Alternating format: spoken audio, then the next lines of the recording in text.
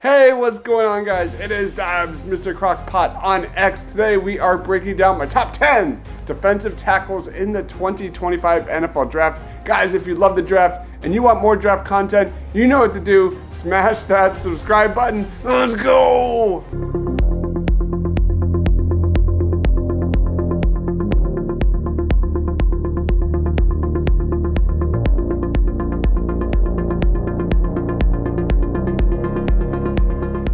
Alright guys, let's start off number 10, Alfred Collins out of Texas. Alfred Collins boasts some of college football's most impressive verified measurables. The fifth-year lineman is over 6'5" and weighs between 307 and 320 pounds. His arms, which are more than 35 inches long, are the most impressive part of his massive frame. Since 1999, Collins' arm length ranks in the 97th percentile among interior defensive linemen. His verified height and current listed playing weight are both 84th percentile or higher. That's the good news. The bad news is that Collins' performance on the field hasn't exactly matched his physical measurements. He plays at the level of a 4th or 5th round prospect, but has the physical tools NFL teams never let out of the top 100. Alfred Collins bursts off the line with impressive quickness. The most significant concern with his draft profile is his lack of pass rush plan. Right now, I've got a back end of day 2 grade on Alfred Collins with upside to really impress throughout the draft process. Let's watch some highlights.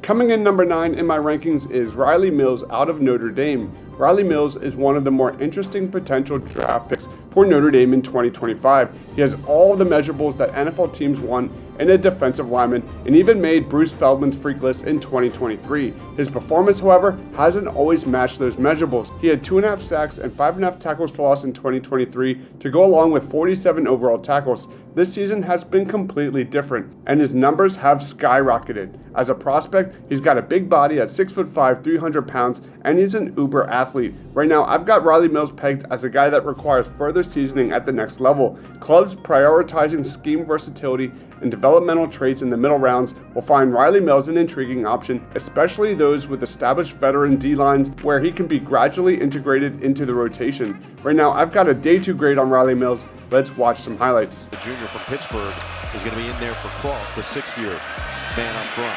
Mills with pressure. Mills with a sack. Croman couldn't get away, and the big man dumps him for a loss of 8. And can really rush the passer. You've got a freshman tight end trying to block him. Pressure comes. Croman down again. It's Mills. Back-to-back sacks for Big 9-9. Shows a little quickness on this one now. He's got the power, but a little quick twitch there. Gets inside. Turn it around. Daniels under pressure. Down again he goes. And Rylie Mills. A lot of line games by Al Golden in these situations. The passing situations, he goes out. Tuamaka comes in. It's a hard stunt to handle. Excellent job. Has inside leverage on the left tackle, works back inside. Coming in number 8 in my rankings is Omarr Norman-Lott out of Tennessee. Omarr Norman-Lott is a fun defensive line prospect because he's so fast off the line. You never see defensive linemen move the way he does. His gas tank is unknown because Tennessee didn't really use him more than 25 snaps a game, so getting 30 to 40 a game in the NFL makes me wonder if he can keep that up all game long. What I believe he can be right away though is a situational player with those 20 to 25 snaps being extremely productive. I think he can develop into a reliable pass rusher with his hands and speed, but it will take some time to develop. For Norman-Lott to maximize his potential, he must address consistency issues in his game. While he has shown flashes of brilliance, delivering some of the best individual plays by interior defensive linemen in the 2025 NFL draft class, there are stretches where his presence diminishes and he becomes less effective in both the run and the pass game. Right now, I've got a solid day 2 grade on him. Let's watch some highlights.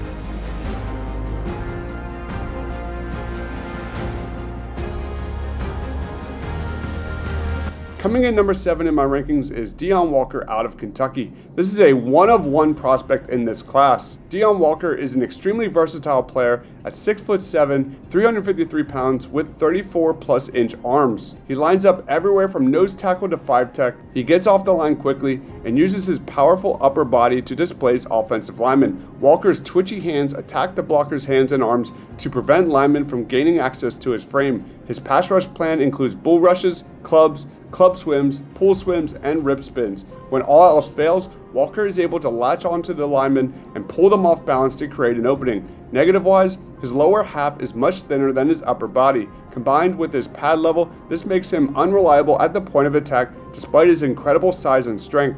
His production also hasn't matched his elite measurables. He had a somewhat disappointing 2024 campaign, and he's only a junior, so he could return this goal in 2025. Right now, I've got a day 2 pick on him with upside of going into the first round. Let's watch some highlights. Go out of 5 on 3rd down, and they're now 0 for 6 as Lenore's Sellers got collared a yard short. Low snap. He scoops it up. It's deflected and falls incomplete. Deone Walker working right against Jared Wilson, the center, forced the snap to just a touch low. One that Beck probably should have handled. He tries to lose it immediately. They will hand it off to Ricky Hunt. Stood up after a gain of 2. Granite Bay, California. Not much happening there. Wrapped up by the big fella, Deone Walker. Is all of 6'6", 345. One of the best in the country from that tackle position. 5 receivers spread the field for Dart. And he's going to go down back inside the 25 to cross their own 45. A blitz from Kentucky, and down goes Dart. They have brought consistent pressure, and it's Deone Walker. Coming in number 6 in my rankings is Tyleik Williams out of Ohio State. Tyleik Williams is a stout run defender who has flashed the ability to take over periods of games for the Buckeyes. With a firm punch and good instincts for playing the point of attack, Williams feels like a high floor player at a minimum at the NFL level. At his best, he's got plus quickness and agility for a player of his stature and has flashed the ability to get into the backfield as a penetration run defender and pass rusher.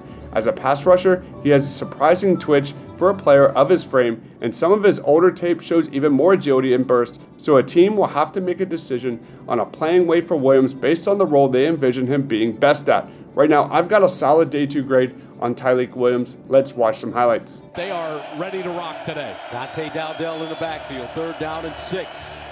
Raiola in trouble. Raiola, and he'll be sacked at the 5-yard line. Tyleik Williams getting into the backfield. Here's a handoff, Singleton. No! Written And that's Williams.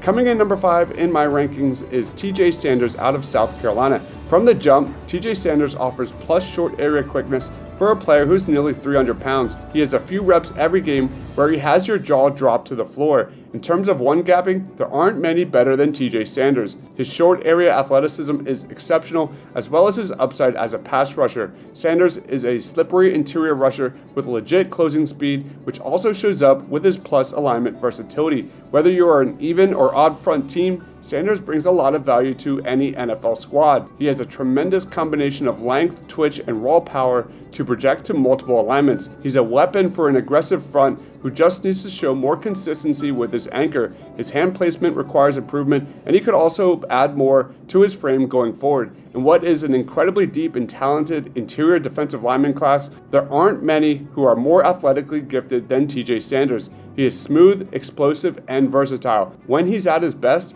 TJ Sanders is an attack-style player who makes a ton of plays behind the line of scrimmage. Right now, I've got a firm day 2 grade on him with upside into round 1. Let's watch some highlights.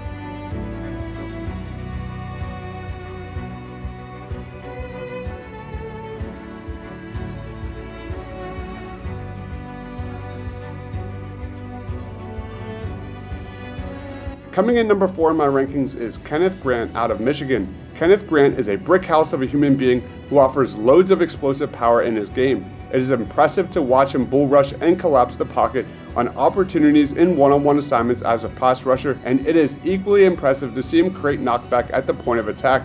Kenneth Grant is more of a refined run defender than he is as a pass rusher, but he offers flashes of brilliance in both phases, and his physical presence and frame ensure him what should be a relatively high floor as a run defender in the NFL. You don't, of course, draft run pluggers early in the draft, and that's where Grant's physical ability unlocks higher levels of his game and offers the promise of something more. Grant has a quick first step, surprising agility in short spaces, good redirection ability, and a handful of effective rush counters. He's at his best winning with power, but thanks to his build and low center of gravity, there are change of direction skills you simply don't expect to find in a player of his frame. Grant will need to continue to master his craft with better technique going forward. Overall, he projects best as an A-gap defender in the NFL. Right now, I've got a day 2 grade on him. Let's watch some highlights.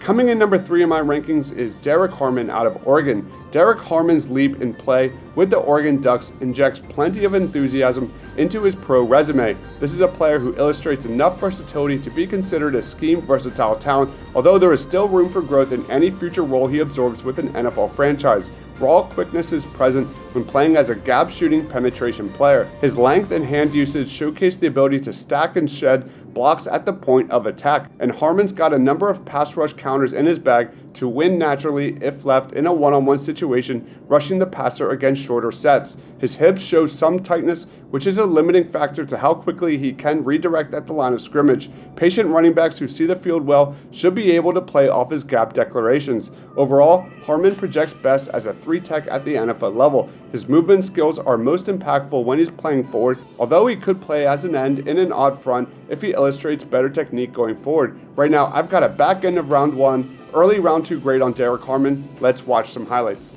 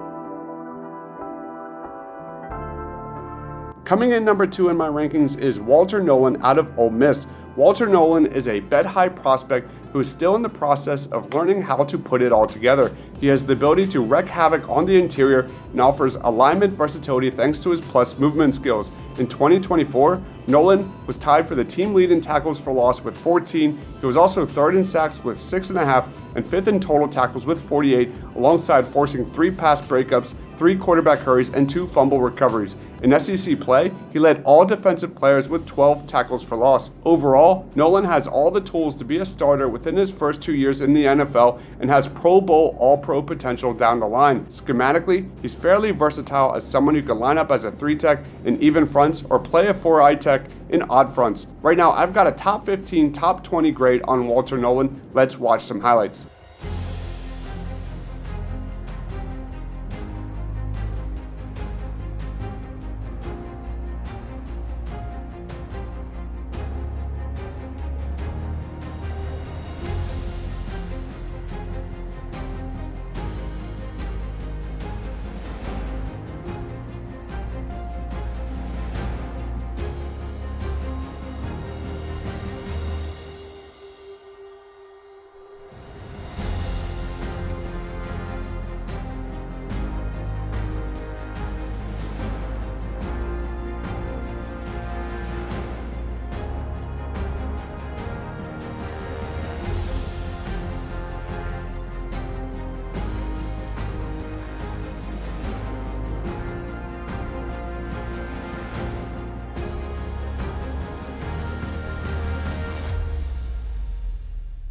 Coming in number 1 in my rankings is Mason Graham out of Michigan. Mason Graham is nimble, fluid, and powerful in the trenches. He might not have all the prototype physical tools, but as a late bloomer coming out of high school, you can see that growth coming from fundamentals, technique, and high football IQ. That, plus a hot motor and enough athleticism, he's got something to offer everyone. Graham has played up and down the Michigan defensive line, and teams should have no issues about playing him at 1-tech, 3-tech, or as a 4-eye. He's got the hand usage to handle all of these roles. Graham has all the alignment and scheme versatility you want out of a top pick, which should help see him come off the board quickly in April. Teams that run games inside will reap the benefits of his low build and could potentially free up more penetration production as a rusher. Mason Graham is still growing in that area, but he's not as developed as he is in the run game. Still, this is a top 10 prospect in the draft, and I love this guy's upside. Let's watch some highlights. Bond to the left. McClellan swarmed and dropped in the backfield by Mason Graham, who's had a big game. It's 3rd and goal. For this game and watching him again, Servite High School out in Orange County in Anaheim.